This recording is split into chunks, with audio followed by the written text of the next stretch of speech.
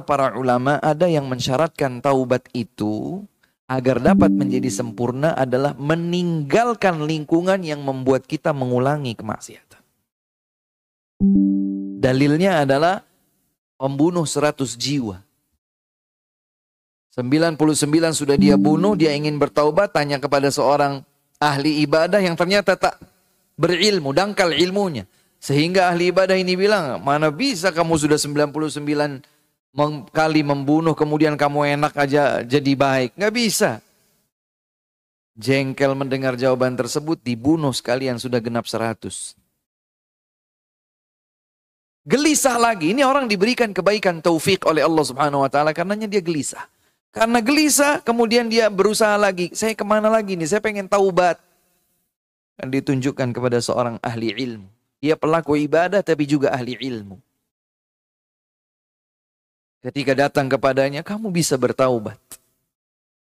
Siapa yang menutup pintu taubat Allah Subhanahu wa Ta'ala? Kamu bisa bertaubat. Tapi syaratnya tinggalkan daerah tempat kamu tinggal sekarang ini.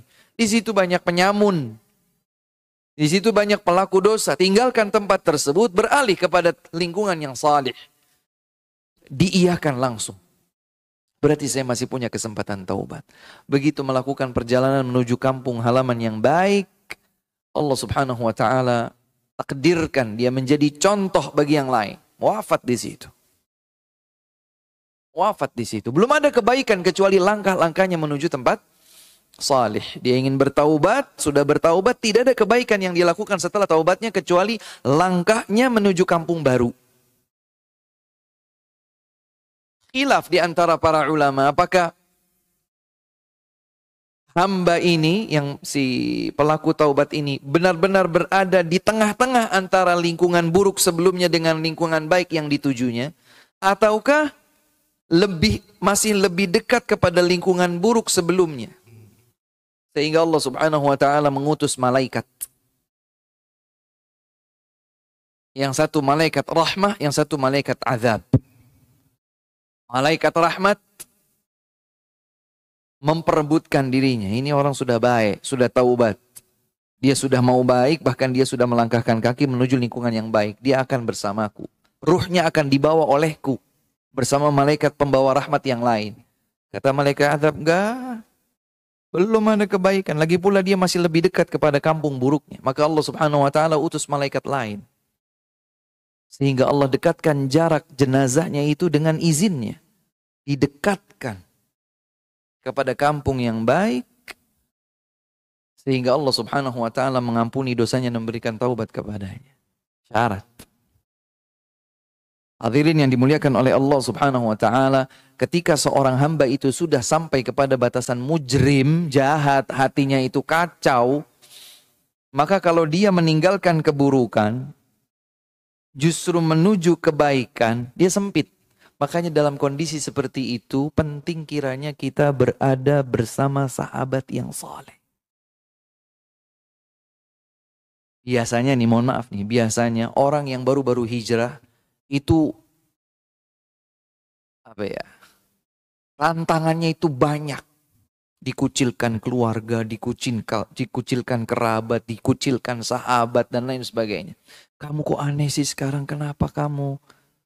Biasanya kita jogging-jogging pakai pakaian biasa kayak gini, sekarang kamu pengennya pakai kerudung-kerudung besar, duduknya di majelis ilmu. Ayo kita hangout, kita nongkrong sini, nongkrong situ, ayo jalan sana, jalan sini, selfie sana, selfie sini, kumpulkan duit, jalan-jalan sana, jalan-jalan sini. Nggak usah sama para suami, udah kita jalan sendiri saja. Kamu kok sekarang beda, kamu ikut aliran apa ini?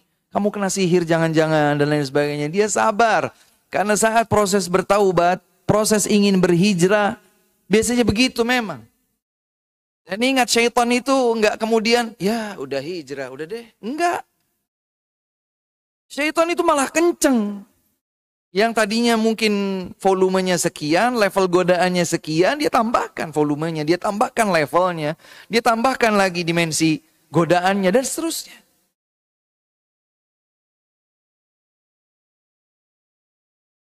Kalau bandingannya antara seorang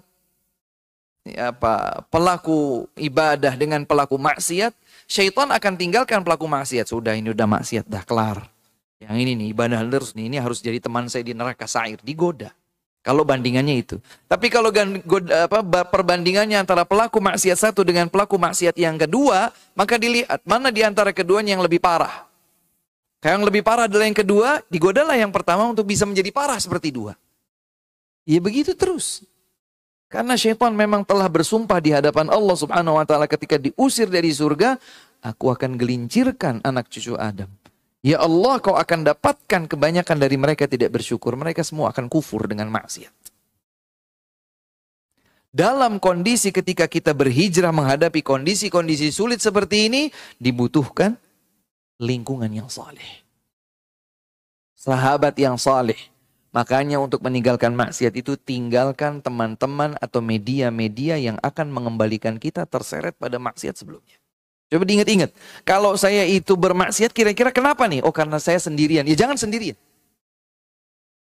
Saya itu maksiatnya dengan gadget, jauh-jauh dari gadget, secukupnya saja. Kalau perlu di waktu. Kalau saya maksiat itu ketika saya bincang sama perempuan misalnya, sama wanita yang bukan mahram saya, jangan bincang. Atau ibu-ibu misalnya, aduh saya tuh kalau sama suami saya kurang nyaman saat ngobrol saat. Kalau sama fulan itu Masya Allah udah ganteng, orangnya santun, begini gitu. Jangan. Tinggalkan kemaksiatan. Media yang akan menjatuhkan kita kepada kemaksiatan jauhi. Jauhi, tinggalkan. Tinggalkan. Orang atau media yang akan menjadikan kita mengulang lagi kemaksiatan, mengulang lagi dosa, tinggalkan. Sebisa mungkin berperang di situ dengan hawa nafsu kita sendiri. Berperang.